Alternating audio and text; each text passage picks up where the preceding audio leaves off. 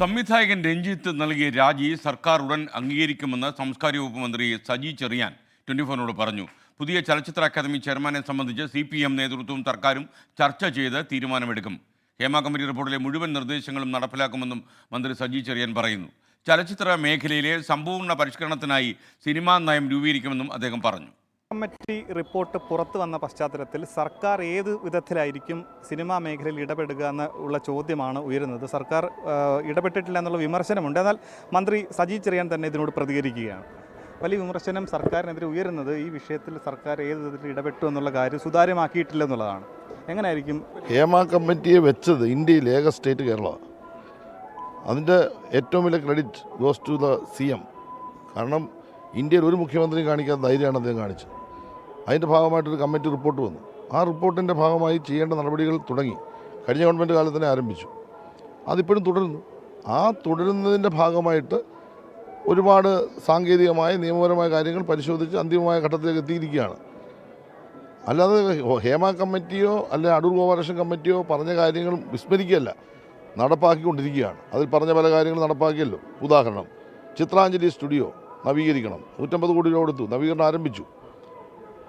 സ്ത്രീകൾ അടക്കം ഈ ഷൂട്ടിംഗ് സെൻ്ററുകളിൽ ആവശ്യമായ അടിസ്ഥാന സൗകര്യങ്ങളുടെ കുറവ്, ബന്ധപ്പെട്ട പ്രൊഡ്യൂസർമാരുടെ സംഘടനക്കാരെ വിളിച്ച് ഞാൻ സംസാരിച്ച് കർശനമായ നിലപാട് സ്വീകരിച്ചു.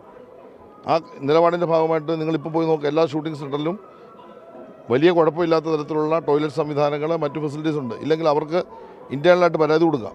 പരാതി കൊടുത്താൽ ആ പ്രൊഡ്യൂസർ സമാധാനം പറയേണ്ടി വരും. സ്ത്രീകൾക്ക് സിനിമ കൊടുക്കണം.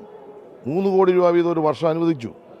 4 വർഷമായി 3 കോടി രൂപ വെച്ച് അനുവദിച്ചു. ഇപ്പം 4 സിനിമ രംഗത്തിറങ്ങിക്കഴിഞ്ഞു. ഞാൻ ഉദാഹരണം പറയുകയാണ്. 24 കാര്യങ്ങൾ നിർദ്ദേശിച്ചത് ഭൂരിപക്ഷം തീരുമാനമായി. ഇനി ട്രിബ്യൂണൽ ഉൾപ്പെടെയുള്ള വിഷയങ്ങളെ മേലാണ് തീരുമാനം എടുക്കേണ്ടത്. അത് നയപരമായ പ്രശ്നങ്ങൾ, സർക്കാരുമായി ബന്ധപ്പെട്ട പ്രശ്നങ്ങൾ, നിയമപരമായ പ്രശ്നങ്ങൾ പരിശോധിക്കാൻ വേണ്ടിയാണ് ഇപ്പോൾ നിൽക്കുന്നത്. മാത്രമല്ല, ഈ കാര്യങ്ങൾ ആകെ പരിശോധിച്ച ഒരു പോളിസി, ഒരു സിനിമാ നയം രൂപീകരിക്കണമെന്ന് ഹേമ കമ്മിറ്റി പറഞ്ഞിട്ടുണ്ട്. അതിൻ്റെ ഭാഗമായിട്ടാണ് നമ്മുടെ പ്രിയപ്പെട്ട KSFDC ചെയർമാൻ, ലോകപ്രസിദ്ധനായ ഷാജി കരൺ സാർ ചെയർമാനായ കേരളത്തിലെ എല്ലാ മേഖലയിലുള്ള പ്രമുഖരെ ഉൾപ്പെടുത്തിക്കൊണ്ട് കമ്മിറ്റി കഴിഞ്ഞ 6 വർഷമായി അവർ പഠനം നടത്തുന്നു. അതിൻ്റെ ഫസ്റ്റ് ഫേസ് റിപ്പോർട്ട് വന്നു, ഞങ്ങൾ ഡിസ്കസ് ചെയ്തു. അത് അന്തിമ റിപ്പോർട്ടിലേക്ക് പോകുന്നതിന് വേണ്ടി തയ്യാറെടുപ്പ് നടത്തിക്കൊണ്ടിരിക്കുന്നു. അതിൻ്റെ ഭാഗമായി കോൺക്ലേവ് നടത്തണമെന്ന് ആലോചിക്കുന്നു. അങ്ങനെ ഒരുപാട് കാര്യങ്ങൾ ചെയ്തുകൊണ്ടിരിക്കുന്നു. ഇതിനെ ഒരു വടിയാക്കി ഇടതുപക്ഷ ജനാധിപത്യ മുന്നണി ഗവൺമെൻറ്റിനെ അടിക്കാൻ, മോശപ്പെടുത്താൻ, അതുവഴി എന്തെങ്കിലും രാഷ്ട്രീയ ലാഭം ഉണ്ടാക്കാൻ കഴിയുമോ എന്ന് മനസ്സിലാക്കിക്കൊണ്ടും ഇതിനകത്ത് ആരെയും ഈ ഒരു ഇഷ്യൂ വെച്ചുകൊണ്ട് കൈകാര്യം ചെയ്യാൻ പറ്റുമെന്ന് ആലോചിച്ചുകൊണ്ട് ചില മാധ്യമങ്ങളും പ്രതിപക്ഷവും നടത്തുന്ന ഒരു രാഷ്ട്രീയ കളി മാത്രമാണ് ഈ കളി. ഈ കളിയൊന്നും കേരള ജനങ്ങൾ അംഗീകരിക്കില്ല. കാരണം ഇവിടുത്തെ ഗവൺമെൻറ്റിനെയും മുഖ്യമന്ത്രിയെയും മറ്റു മന്ത്രിമാരെയൊക്കെ എല്ലാവർക്കും നന്നായിട്ട് അറിയാം. ഞങ്ങൾ ഈ കാര്യത്തിൽ സ്ത്രീപക്ഷത്താണ്. ഇടതുപക്ഷ നിലപാട് സ്ത്രീപക്ഷമാണ്. CPM നിലപാട് സ്ത്രീപക്ഷമാണ്. ഇടതുപക്ഷത്തുള്ളവരെ പോലും പ്രയാസപ്പെടുന്ന രൂപത്തിലാണ് കള്ളവാർത്തകൾ മാധ്യമങ്ങൾ കൊടുക്കുന്നത്. പറയാത്ത കാര്യങ്ങളാണ് പറയുന്നത്. ഇന്നലത്തെ മാധ്യമങ്ങളിൽ വന്നിരിക്കുന്നതൊക്കെ ഞാൻ പറഞ്ഞു എന്ന് പറഞ്ഞ് കള്ളവാർത്തകൾ വന്നു. അങ്ങേയറ്റ അടിസ്ഥാന ചെയ്ത കാര്യങ്ങളാണ്. കാരണം ആർക്കെങ്കിലും പരാതി ഉണ്ടെങ്കിൽ പരാതി രേഖാമൂലം തന്നാൽ അന്വേഷിച്ച് നിയമപരമായി കർശനമായ നടപടി സ്വീകരിക്കാമെന്ന് ഞാൻ പറഞ്ഞത്. അതിനെയാണ് വളച്ചൊടിച്ചിരിക്കുന്നത്. അപ്പം അതൊരു രാഷ്ട്രീയ കാര്യം, അതതിൻ്റെ വഴിക്ക് പോട്ടെ. പക്ഷേ ഞങ്ങൾ ഇതിൽ നിന്ന് ഒരു ഇഞ്ച് പുറകോട്ട് പോകാൻ ഉദ്ദേശിക്കുന്നില്ല.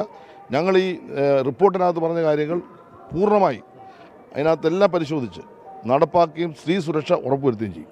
40 വർഷത്തോളം കാലം കേരളത്തിൽ UDF ഭരിച്ചിട്ടുണ്ട്. പക്ഷേ ഇതുവരെയും ഇത്തരത്തിലുള്ള ഒരു കമ്മിറ്റി രൂപീകരിക്കാനൊന്നും UDF സാധിച്ചിട്ടില്ല, കോൺഗ്രസിന് സാധിച്ചിട്ടില്ല. പക്ഷേ അവർ ഈ വിഷയത്തിൽ ഹേമ കമ്മിറ്റി റിപ്പോർട്ട് അടക്കം പൂഴ്ത്തി വെച്ചു എന്നൊക്കെ വലിയ വിമർശനം ഉന്നയിക്കുന്നുണ്ട്. രാഷ്ട്രീയപരമായി എന്ത് മറുപടി ഈ വിഷയത്തിൽ കോൺഗ്രസിന് അല്ലെങ്കിൽ പ്രതിപക്ഷത്തിന് നൽകും?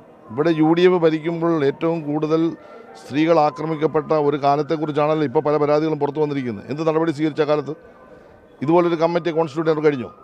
ഏതെങ്കിലും ഈ പരാതിയെ അവർ പരിഹരിക്കാൻ വേണ്ടി കേസെടുത്തോ? എടുക്കാത്തവരിങ്ങനെ പറയുന്നതെന്ന് പറഞ്ഞാൽ അതിപ്പോൾ എന്തെങ്കിലും ഒരു നേട്ടം ഇതുവഴി കിട്ടും. ഇത് ഞങ്ങൾ പൂഴ്ത്തിവെച്ചെന്ന് പറയുന്നത് അവർക്കറിയാം. ഞങ്ങൾ പറയുന്നത് നിയമപരമായിട്ടാണ്. ഞാൻ ചോദിക്കുന്നത്, ഹേമ കമ്മിറ്റിയുടെ റിപ്പോർട്ടിൽ തന്നെ പറയുന്നു, അവർ എഴുതി കൊടുത്തിരിക്കുന്ന രേഖാമൂലം ഇത് വ്യക്തികളുടെ സ്വകാര്യതയെ ബാധിക്കുന്നതാണ്, പുറത്തുവിടാൻ പാടില്ല. പിന്നെ അങ്ങനെ പുറത്തുവിടുന്നത് ഒരു ജെന്റിൽമെൻ എഗ്രിമെൻ്റ് അല്ലേ?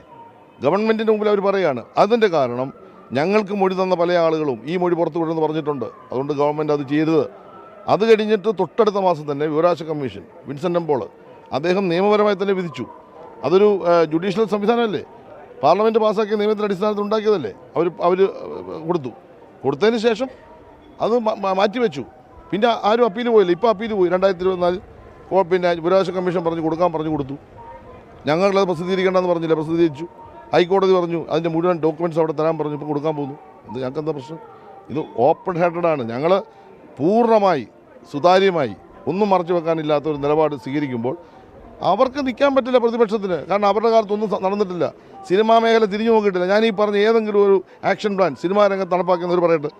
ചിത്രാഞ്ജലി സ്റ്റുഡിയോ എങ്ങനെ കിടക്കും നിങ്ങൾ പോയി നോക്ക്. തകർന്ന് തരിപ്പണമായി. ഇപ്പോഴല്ലേ നന്നാകാൻ പോകുന്നത്. ഇവിടെ വനിതകൾക്ക് സിനിമ നിർമ്മിക്കാൻ പണം ഞങ്ങളല്ലേ കൊടുത്തത്. ഇവിടെ ഈ പറയുന്ന ഇവരുടെ കാലത്ത് ഈ സെൻറ്ററുകളിൽ, ഈ ഷൂട്ടിംഗ് സെൻറ്ററുകളിൽ ഫെസിലിറ്റീസ് ഇല്ല എന്ന് പറഞ്ഞാൽ ഞങ്ങളുടെ കാലം വന്നപ്പോൾ അവരെ വിളിച്ചത് ചർച്ച ചെയ്ത് ഞങ്ങൾ മുഴുവൻ കൊടുത്തില്ലേ? ഞങ്ങൾ എന്താ ചെയ്യാഞ്ഞത്? ഞങ്ങൾ എല്ലാ കാര്യവും ഒന്നൊന്നായി ചെയ്തു. പഠിച്ച് റിപ്പോർട്ട് വന്നു. അതിൻ്റെ എല്ലാ കാര്യങ്ങളും നടപ്പാക്കും. പിന്നെ അതിൻ്റെ ഇൻറ്റേർണലായിട്ടുള്ള മാറ്റേഴ്സ് എല്ലാം നിയമപരമായ കാര്യങ്ങൾ ഒരുപാടുണ്ട്. അതൊക്കെ കോടതിയുടെ മുമ്പായി വന്ന സ്ഥിതിക്ക് കോടതി പരിശോധിക്കട്ടെ. കോടതി പറയുന്നതനുസരിച്ച് അതിൻ്റെ തുടർ നടപടികളുമായി ഗവൺമെൻറ് മുന്നോട്ട് പോകും. ചലച്ചിത്ര അക്കാദമി പുതിയ ചെയർമാനെ സംബന്ധിച്ച് എന്തെങ്കിലും ചർച്ചകൾ ആരംഭിച്ചിട്ടുണ്ട്? ഇല്ലില്ല. അദ്ദേഹം രാവിലെ എന്നെ രാജ്യസന്നദ്ധ അറിയിച്ചു. ഞാൻ നിങ്ങളൊക്കെ പറഞ്ഞു കഴിഞ്ഞു. അദ്ദേഹത്തിൻ്റെ രാജിക്കത്ത് കിട്ടിക്കഴിഞ്ഞാൽ അത് അംഗീകരിക്കാനാണ് ഉദ്ദേശിക്കുന്നത്. അതിനുശേഷം ഞാനല്ലല്ലോ തീരുമാനിക്കേണ്ടത്, ഗവൺമെൻറ്റും പാർട്ടിയും തീരുമാനിക്കണം. ആ കാര്യം അപ്പോൾ ആലോചിക്കും. മന്ത്രി സജി ചെറിയാൻ വളരെ ദീർഘമായിട്ട് തന്നെ കാര്യങ്ങൾ പറയുകയായിരുന്നു. എന്തുകൊണ്ട് ഈ ജസ്റ്റിസ് ഹേമ കമ്മിറ്റി റിപ്പോർട്ട് പുറത്തുവിട്ടില്ല എന്ന കാര്യം. ജസ്റ്റിസ് ഹേമ കമ്മിറ്റി തന്നെ ഇത് പുറത്തുവിടാൻ പാടില്ല എന്ന് സർക്കാരിനോട് ആവശ്യപ്പെട്ടു. അതുകൂടാതെ വിവരാവകാശ കമ്മീഷനും ഇത് പുറത്തുവിടാൻ പാടില്ല എന്ന് വിധിച്ചിരുന്നു. അതിന് കുറേ കാലം ആരും അപ്പീൽ കൊടുത്തില്ല. ഇപ്പോൾ ഹൈക്കോടതിയിൽ അപ്പീൽ പോയി പുറത്തുവിടാൻ പറഞ്ഞു, പുറത്തുവിട്ടു. അതാണ് സംഭവം ഉണ്ടായെന്നാണ് മന്ത്രി സജി ചെറിയാൻ പറയുന്നത്.